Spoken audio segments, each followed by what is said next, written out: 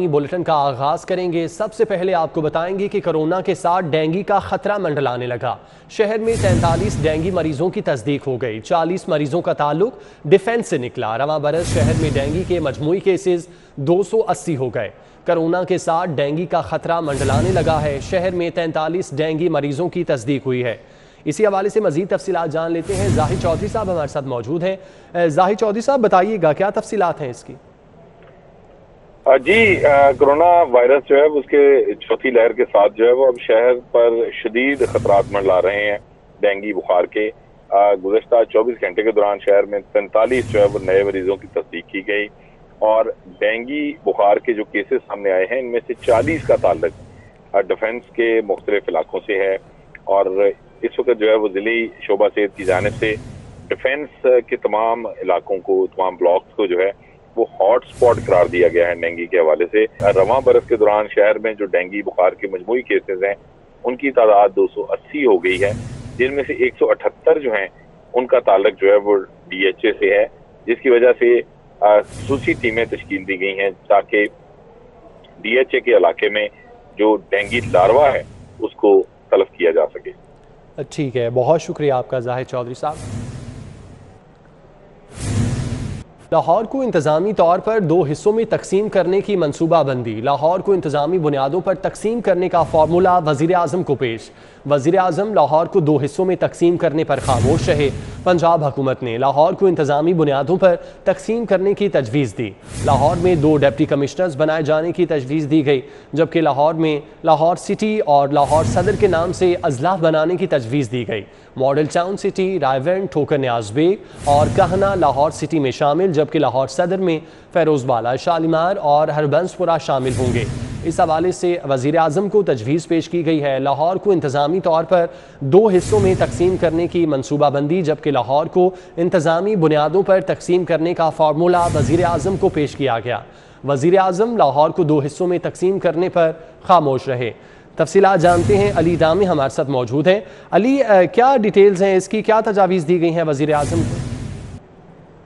जी बिल्कुल, लाहौर को दो हिस्सों में तकसीम करने के लिए एक तजवीज़ जो है वो बनाई गई थी। तो इस पर आज वज़ीर-ए-आज़म पाकिस्तान को भी आगाह किया गया कि लाहौर के मसाइल जो हैं वो बढ़ते जा रहे हैं और उसके हल के लिए इसको 2 हिस्सों में तकसीम कर दिया जाए। यानी कि कराची के इंतज़ामी तौर पर जो लाहौर में अब 2 डिस्ट्रिक्ट जो है वो बनाए जाएंगे, 2 डिस्ट्रिक्ट के अंदर इसको डिवाइड किया जाएगा। अब इसके लिए जो तजवीज़ ये दी गई थी वज़ीर पाकिस्तान को कि लाहौर को जो 2 डिस्ट्रिक्ट में तकसीम किया जाएगा उसमें एक लाहौर सिटी और लाहौर सदर के नाम से तकसीम होगा। और लाहौर सदर के अंदर फ़िरोज़वाला जो कि अब शेखुपुरा के डिस्ट्रिक्ट में आता है, तो उसकी तहसील जो है उसको लाहौर के अंदर शामिल किया जाएगा। सदर का इलाका जो है वो शामिल किया जाएगा, शालीमार का इलाका शामिल किया जाएगा और लाहौर सिटी के अंदर सिटी बज़ाते खुद होगा। और इसके बाद काना, ठोकर न्याज बेग, रायवेंड का एरिया उसको लाहौर सिटी जो डिस्ट्रिक्ट होगा उसके अंदर शामिल किया जाएगा। अब इस पर ज़राए का कहना है कि वज़ीर-ए-आज़म को ये प्रपोज़ल तो पेश कर दिया गया, लेकिन वज़ीर-ए-आज़म इस पर खामोश दिखाई दिए और उनकी तरफ से कोई हाँ या ना में जवाब नहीं दिया गया। अब इस पर क्योंकि वज़ीर-ए-आज़म पाकिस्तान की हाँ का इंतज़ार जो है वो अब पंजाब हुकूमत को रहेगा। अगर वज़ीर-ए-आज़म पाकिस्तान अप्रूव करते हैं तो उसके बाद लाहौर को इंतज़ामी तौर पर 2 हिस्सों में तकसीम कर दी जाएगा। और इसका मकसद सिर्फ ये है कि लाहौर के जो मसाइल बढ़ते जा रहे हैं उसके हल के लिए इनको 2 हिस्सों में तकसीम करना, जिसके बाद लाहौर के 2 डिप्टी कमिश्नर्स होंगे और इनके अलग-अलग अथॉरिटीज़ होंगी और उसकी डिवीज़न जो है मुकम्मल तौर पर कर दी जाएगी। जी बिल्कुल, ठीक है अली, आपका बहुत शुक्रिया। लाहौर को इंतज़ामी तौर पर 2 हिस्सों में तकसीम करने की मनसूबाबंदी दी गई है। लाहौर को इंतज़ामी बुनियादों पर तकसीम करने का फार्मूला वज़ीर आज़म को पेश किया गया। वज़ीर आज़म लाहौर को 2 हिस्सों में तकसीम करने पर खामोश रहे। पंजाब हुकूमत ने लाहौर को इंतज़ामी बुनियादों पर तकसीम करने की तजवीज़ दी, जबकि लाहौर में 2 डिप्टी कमिश्नर बनाए जाने की तजवीज़ दी गई, जबकि लाहौर में लाहौर सिटी और लाहौर सदर के नाम से अजलाफ बनाने की तजवीज़ पेश की गई। मॉडल टाउन सिटी, रायवेंड, ठोकर न्याज बेग और कहना लाहौर सिटी में शामिल, जबकि लाहौर सदर में फेरोज़वाला, शालीमार और हरबंसपुरा शामिल होंगे। वज़ीर आज़म इमरान खान की IG पंजाब राव सरदार से मुलाकात की अंदरूनी कहानी। सूबे में अमन अमान के लिए IG पंजाब ने 7 रुकनी एजेंडा पेश कर दिया। सूबे में हुकूमत की रिट कायम करना एजेंडे में शामिल है। पुलिस रिस्पॉन्स को यकीनी बनाना, मेरिट पर तफ्तीश मुकम्मल करना एजेंडे में शामिल। ख़वातीन, बच्चों और अक़लियतों के तहफ़्फ़ुज़ के लिए इक़दाम करना एजेंडे का हिस्सा है, जबकि पुलिस में करप्शन की रोकथाम के लिए इक़दाम किए जाएंगे। इसी हवाले से बात कर लेते हैं, इरफान मलिक हमारे साथ मौजूद हैं। इरफान, और कौन से पॉइंट्स इस एजेंडे का हिस्सा हैं? जी बिल्कुल, आपको बताएं कि वज़ीर आज़म पाकिस्तान आज लाहौर में उनका दौरा था और इस दौरे के दौरान IG पंजाब जो न्यूली अपॉइंटेड थे उनकी वज़ीर आज़म पाकिस्तान से मुलाकात हुई, जिसमें उन्होंने 7 रुकनी एजेंडा जो है वो IG वज़ीर आज़म पाकिस्तान के सामने रखा। इस एजेंडे में आपको बताएं कि ये 7 निकाती जो एजेंडा था, इसके अंदर जो पहला था एजेंडा उसमें था वो रेट ऑफ स्टेट जो है उसको कायम करने के लिए इक़दाम किए जाएंगे। ये पहले नंबर पे एजेंडा था। इसके साथ सर्विस डिलीवरी जो है इसको बेहतर बनाने के लिए जो इक़दाम किए जाएंगे और कब्ज़ा माफिया और बदमाशों के ख़िलाफ़ जो क्रैकडाउन है इसके ऊपर भी जो एजेंडे के अंदर ये चीज़ें रखी गई थी कि वज़ीर आज़म पाकिस्तान को बताया गया कि कब्ज़ा माफिया, क्रिमिनल्स और उनकी सर्विलेंस जो है इसके लिए क्या इक़दाम किए जाएंगे। इसके साथ साथ आपको बताएंगे जो 7 नुकाती एजेंडा था उसके अंदर ये भी बताया गया कि पुलिस की जानिब से जो सर्विस डिलीवरी को जहाँ पे बेहतर बनाया जा रहा है, वहीं पे रिस्पांस को बेहतर करने के लिए जो ASI रैंक के जो अफसरान हैं उनको उनकी विजिबिलिटी के अंदर नाकाबजात लगाए जाएंगे और नाकों पे जो भी अफसरान वहाँ पे तैनात होंगे। लाहौर और रावलपिंडी ऐसे शहर होंगे जहाँ पे जो ASI और ट्रैफिक वार्डन होंगे उनको कैमरास की इंस्टॉलेशन की जाएगी ताकि नाकों पे जो खड़े हों उनका और नाकों पे जिन लोगों को रोका जाए इनकी सर्वेलेंस की जा सके कि कैमरों के ज़रिए इनको किस तरह इनको ट्रीट किया जा रहा है। दूसरी जानिब आपको बताएं कि 7 निकाती जो एजेंडे में ये चीज़ भी रखी गई कि ख़वातीन, बच्चों और ख़ुसूसी तौर पर अक़लियतों के लिए जो सर्विस सेंटर बनाए जा रहे हैं जिसमें इनके बारे में कोई भी शिकायत होंगी तो वो उन दफातर उन सेंटर्स के अंदर जो है वो रिपोर्ट की जा सकेगी और प्रायोरिटी के ऊपर इन केसेस को रखा जाएगा जिसमें ख़वातीन के साथ तशद्दुद के वाक़यात या बच्चों के या अक़लियतों के साथ जो वाक़यात माइनॉरिटीज़ के साथ पेश आते हैं उसकी फौरी रिपोर्टिंग होती है। आपका बहुत शुक्रिया। कस्टम इनलैंड रेवेन्यू सर्विस के अफसरान के लिए बुरी खबर है। महकमे से बाहर डेपुटेशन पर गुजारने वाले अफसरान को तरक्की ना देने का इंदिया। फील्ड पोस्टिंग या हेडक्वार्टर में सर्विस गुजारने वाले अफसरान को भी तरक्की ना देने का इंदिया दिया गया। डेपुटेशन पर महकमे से बाहर अफसरी करने वालों को भी तरक्की नहीं मिलेगी। रिजवान नकवी हमारे साथ मौजूद हैं, तफसीलात उनसे जानते हैं। जी रिजवान। जी ऐसा बिल्कुल FBR की जानिब से इनलैंड रेवेन्यू सर्विस और पाकिस्तान कस्टम सर्विस के अफसरों की प्रमोशन के हवाले से पॉलिसी गाइडलाइंस जारी की गई हैं, जिसके मुताबिक पुरकशिश असामियों पर तवील अरसा तक महकमा से बाहर डेपुटेशन पर तैनात रहने वाले कस्टम्स और इनलैंड रेवेन्यू सर्विस के अफसरों के लिए जो है बुरी खबर है। FBR ने सर्विस का लंबा अरसा महकमा से बाहर डेपुटेशन पर गुजारने वाले अफसरों को तरक्की ना देने का इंदिया दे दिया है। इसी तरह FBR ने सिर्फ फील्ड पोस्टिंग का तजुर्बा रखने और जो है वो बोर्ड में कभी भी तैनात न होने वाले अफसरों को भी तरक्की न देने का इंदिया दिया है। इसी तरह ऐसे अफसरान जो कि फील्ड में तो पोस्टिंग रखते हैं लेकिन बोर्ड में नहीं जाते या फिर बोर्ड में पोस्टिंग लेते हैं और सारा सर्विस का जो दौरानिया है वो बोर्ड में ही गुजार देते हैं और फील्ड फॉर्मेशन में जो है वो तजुर्बा हासिल नहीं करते और वहां पे तैनाती नहीं लेते, उन अफसरों को भी FBR की जानिब से तरक्की ना देने का इंदिया दे दिया गया है। जी रिजवान, आपका बहुत शुक्रिया। ट्रेनों में सफ़र करने वाले मुसाफिरों पर बड़ी पाबंदी लगा दी गई। कोरोना वैक्सीनेशन ना कराने वाले मुसाफिरों को कल से टिकट जारी नहीं होगा। रेलवे हुकाम ने टिकटों का हसूल कोरोना वैक्सीन सर्टिफिकेट से मशरूत कर दिया है। मुसाफिर कोरोना वैक्सीन लगवाए बगैर ट्रेनों पर सफर नहीं कर सकेंगे। ट्रेनों में सफर करने वाले मुसाफिर रेलवे के नए फैसले पर हैरान है तो बाज़ अफराद महकमे के इस बड़े फैसले को अच्छा इक़दाम भी करार दे रहे हैं। बहुत अच्छा इक़दाम है। देखिए ना, आपके ये हम लोगों की खुद की सेफ्टी है तो मैं समझता हूँ गवर्नमेंट का अच्छा इक़दाम है।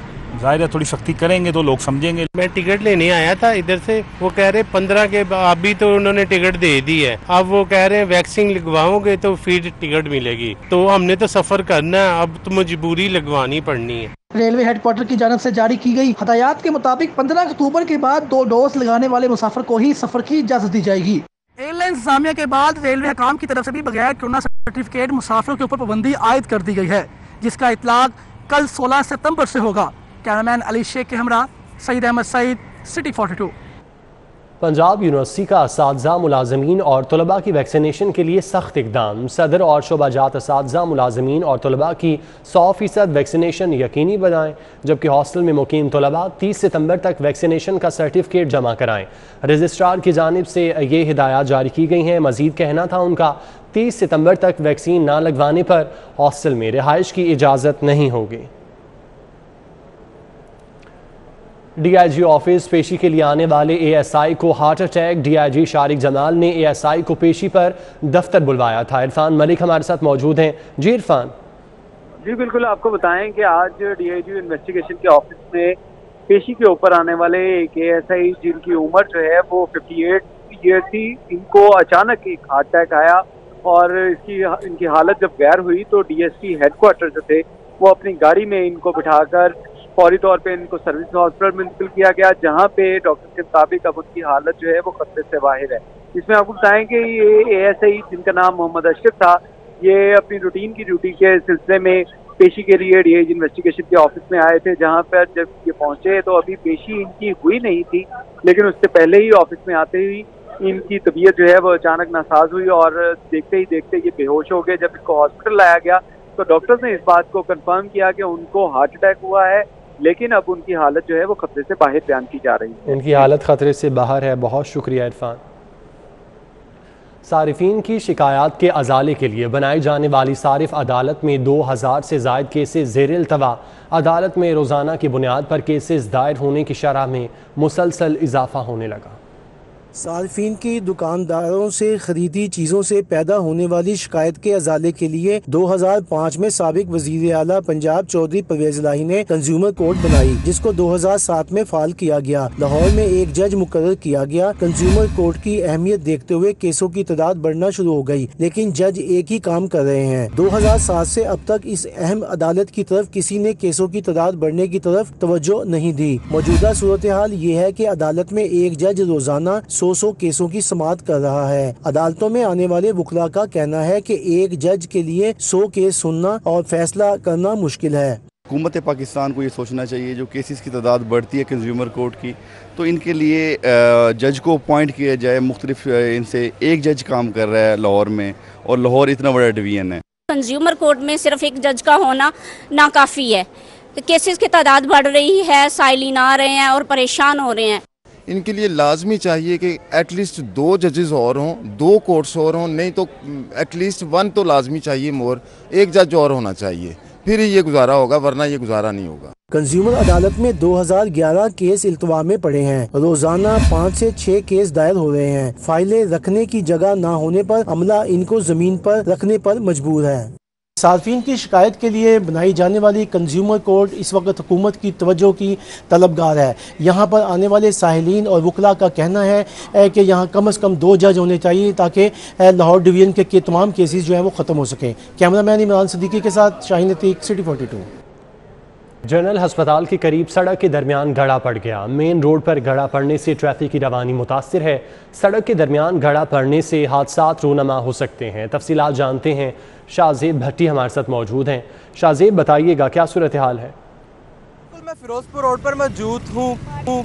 जनरल हस्पताल के करीब अगर आप गज्जूमाता की जानिब जा रहे होते हैं तो बिल्कुल सड़क के दरमियान में एक गहरा गड्ढा पड़ चुका है। अगर आपको मेरे कैमरामैन इसके मनाजिर भी दिखा सके कि ये गहरा गड्ढा जो है वो 2 फीट गहरा और 4 फीट चौड़ा है, जो कि शदीद मुश्किलात पैदा कर रहा है यहाँ पे मुसाफिरों के लिए। और यहाँ पे फिरोजपुर रोड पर ट्रैफिक का भी इसके बायस काफ़ी ज़्यादा शदीद दबाव देखने को मिल रहा है। आप देख सकते हैं कि गाड़ियाँ और मोटरसाइकिलें जो कि पीछे से काफ़ी रफ्तार से आ रही हैं, लेकिन जब इस गड्ढे के करीब आती हैं तो ट्रैफिक की ब्लॉकेज का ये भी बायस बन रहा है। इसके अलावा जब हमारी यहाँ पे इलाका मकीन से बात हुई है तो उनका ये कहना है कि इस गड्ढे को पढ़े हुए तकरीबन 1.5 हफ्ता गुजर चुका है, लेकिन ज़िले इंतज़ामिया मुतलका महकमा इसके ऊपर कोई एक्शन लेता नज़र नहीं आता, ना ही इस गड्ढे की मुकम्मल तौर पे मुरम्मत करता है कि वो इसको ठीक कर सके। जबकि फिरोजपुर रोड एक तजारती ऐसा रोड है कि जिसको सिग्नल फ्री शहरियों की सहूलत के लिए बनाया गया है, और मेन जो हस्पताल है वो भी इस रोड के ऊपर मौजूद है। तो शहरियों के लिए यहाँ पे ये शदीद मुश्किलात का बायस बना हुआ है, लेकिन